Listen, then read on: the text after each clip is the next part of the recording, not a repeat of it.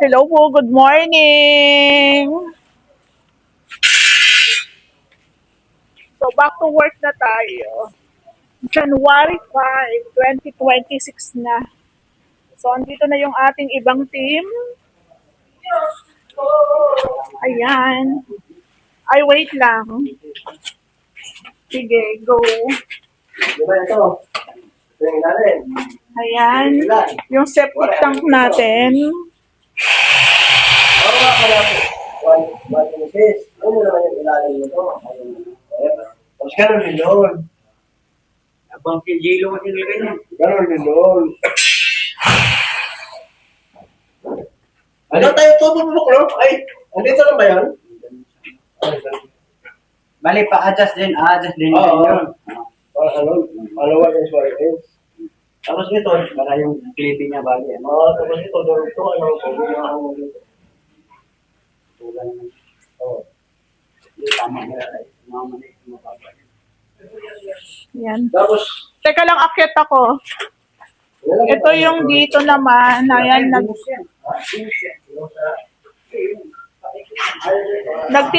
nagtitibag na sila dito kasi po ang magiging wall natin, ito na ang wall natin. So itong existing tatanggalin. So sabi ko nga sa inyo, yung bahay na to parang wala nang natira. Parang konti na lang ang natira tapos the rest is ginawa na namin. Ay, sige. Buti nakabalik na kayo. Ako eh. Ayan. So, ito po, pag natibag na to, ang ibang team po natin dito, lilipat na sa bagong project natin. So, bukas, etong week na to, sobrang busy. So, ito pong baba na to, tatanggalin. Yun na yung magiging wall niyan. Ayan. Tapos, yung pinakakisame nila ito.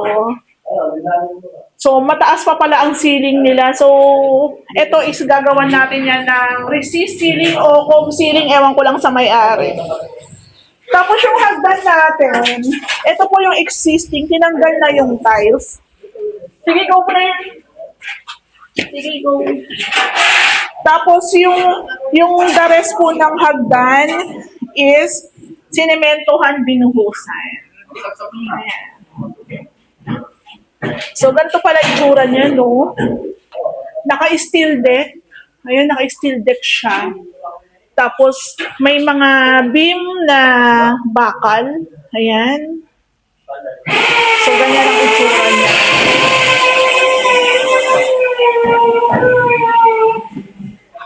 So, ito, nilawakan po yung ating dito sa may hagdan.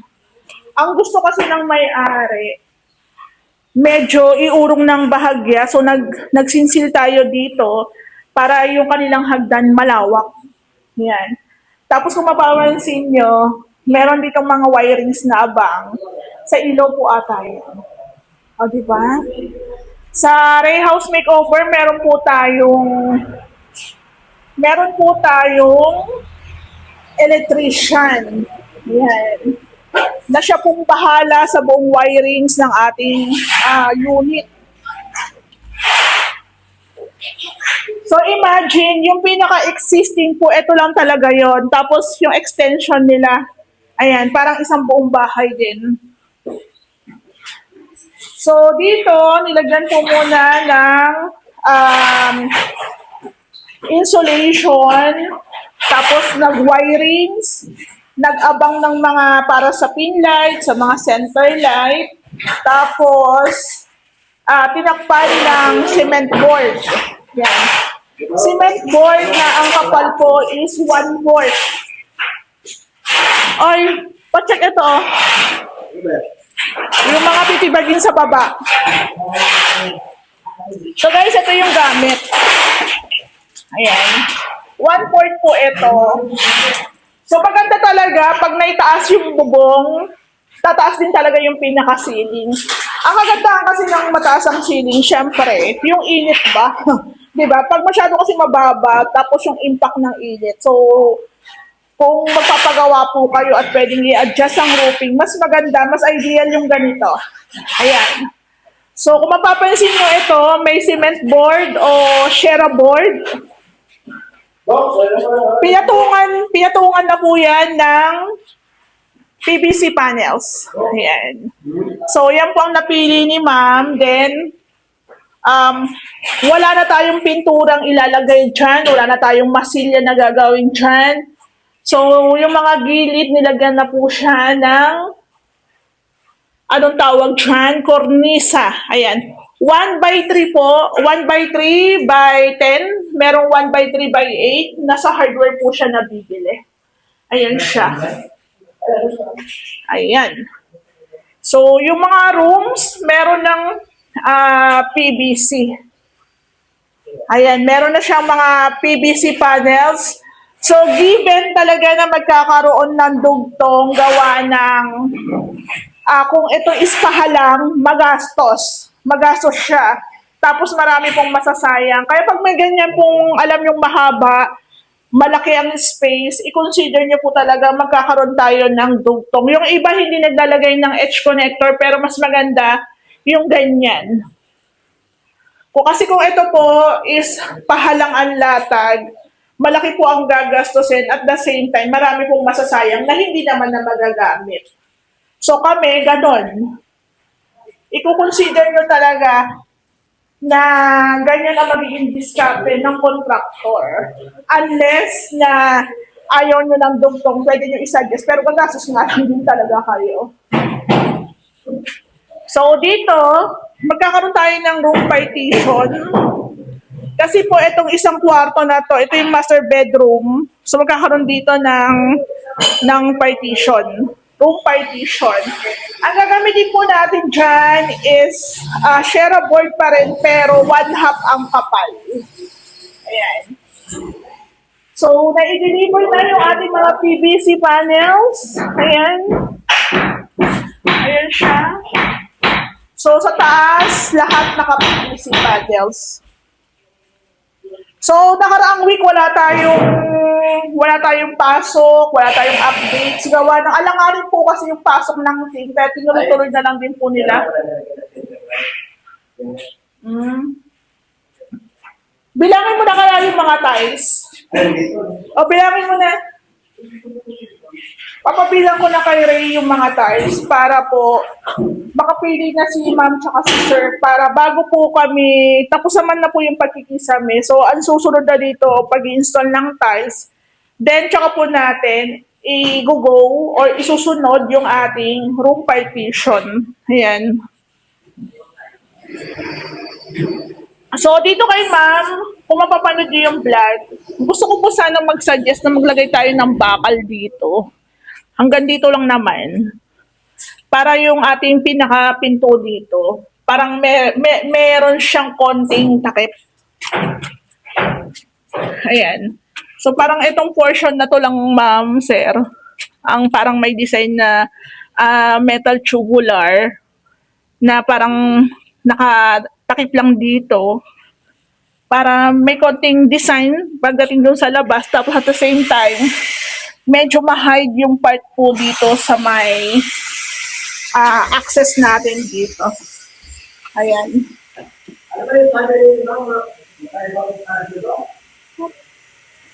Hindi ko alam eh. Hindi ko alam. Kailangan na lang. So, ito guys, itong mga yung kisame natin dito sa labas, metal spandrel po ang ilalagay dyan. So, meron na rin siya mga wiring sa nakaabang. Ayan siya.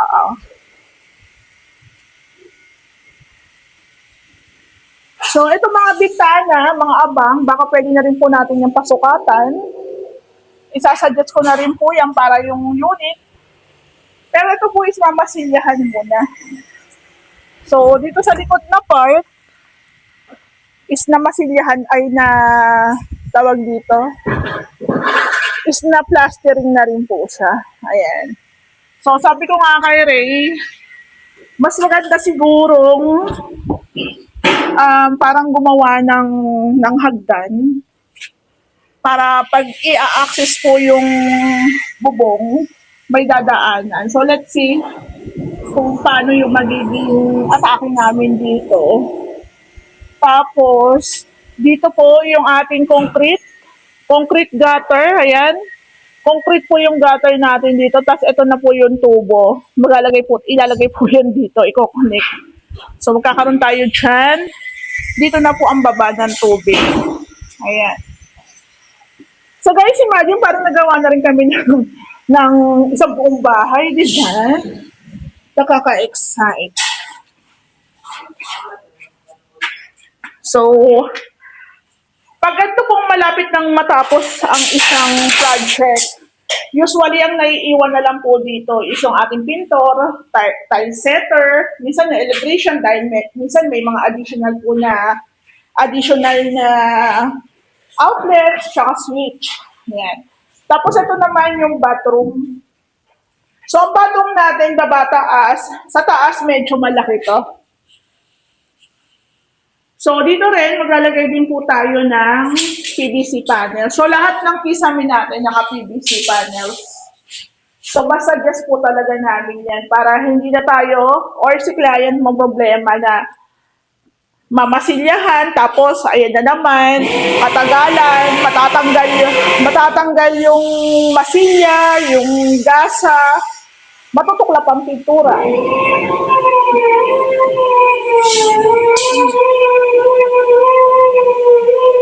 So, dito po, meron tayong ilalagay na sliding. Ayan.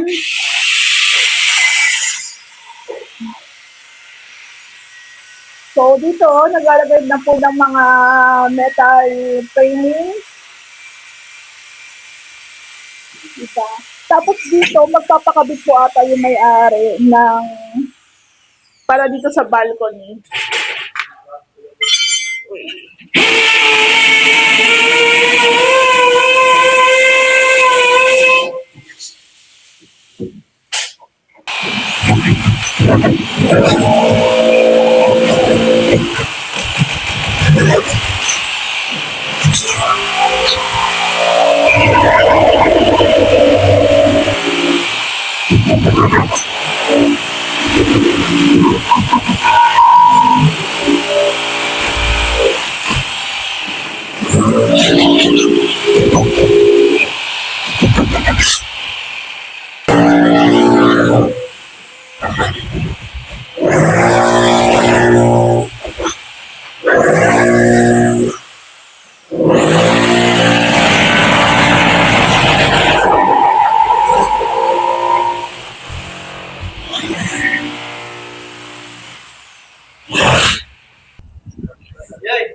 Hello po, magandang hapon. Ayan, update po tayo ulit dito sa Sotera. Bali, kahapon Monday, nag-update. Tuesday, update tayo ulit. So, ito yung kahapon na ginagawa nila. Yung pang cover sa septic tank. Ayan. So, ito yung pang-cover sa ating septic tank. 3 panel yan. Tabi-tabi. Tapos dito po, waiting na lang tayo sa metal spandrel. Na-order ko naman na siya kaso ginagawa pa lang. So, dito, yung ating septic tank. So, dito nga po pala is natibag na yung part po dito. So, malawak na siya. Ito na yung magiging pader. Ito, tatanggalin na to. Ayan.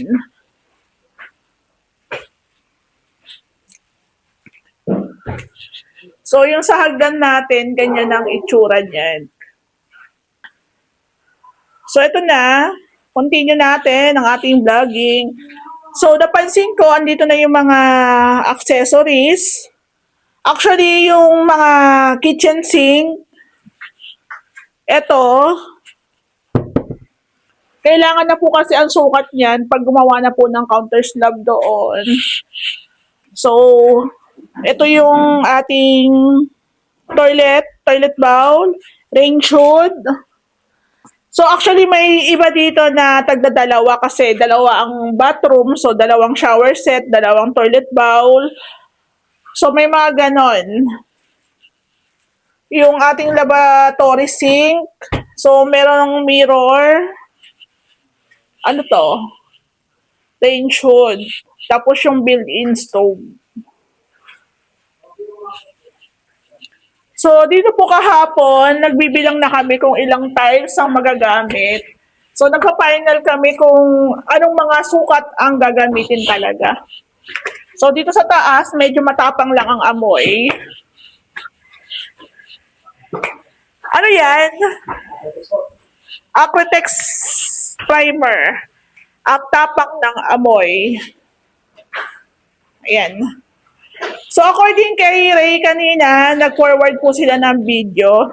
Parang in-applyan ng neutralizer para po yun sa parang paglalason. Then, naglagay ng Acrotex primer. Ang tapang lang talaga ng amoy.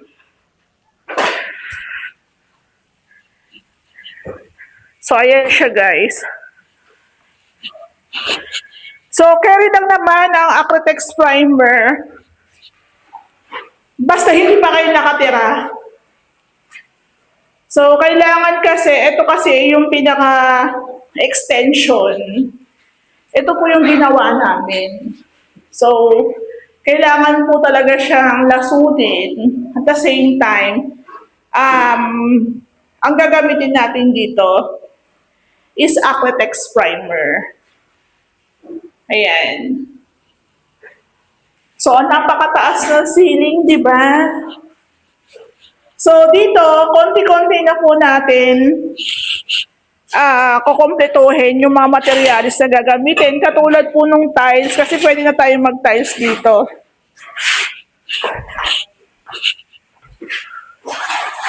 Grabe, tapang ng amoy.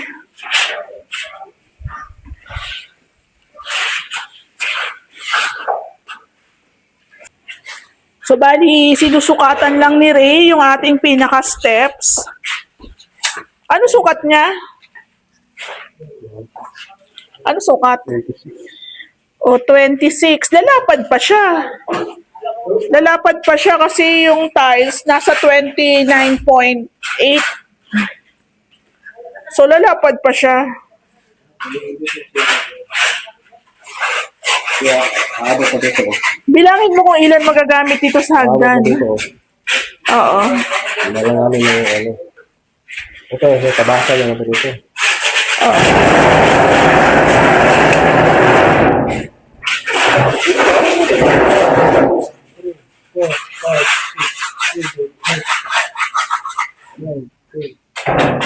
Bilangin mo. 15.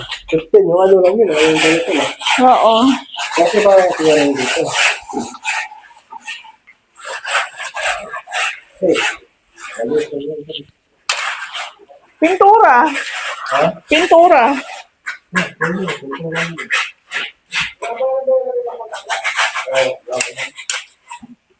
Ayan.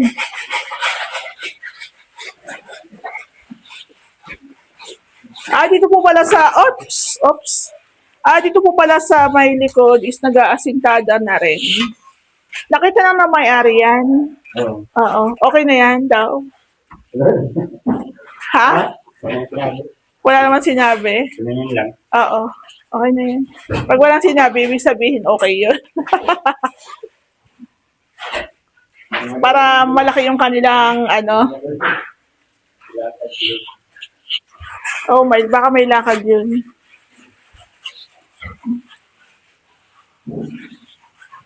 Sabi, paingatan mo yan na hindi madagadan, masira. Ay, meron na rin pala tayong asintada dito. Ayan. So, maliit lang yung pinaka front extension, parang nasa 1 meter lang. Pero napakalaki naman ng kanilang ano. Ito, napakalaki naman ng extension. So, yung ating septic tank is nilalaliman pa. Uy. Huwag sanang umulan. Nako, Diyos mio. Ay, marami pa palang.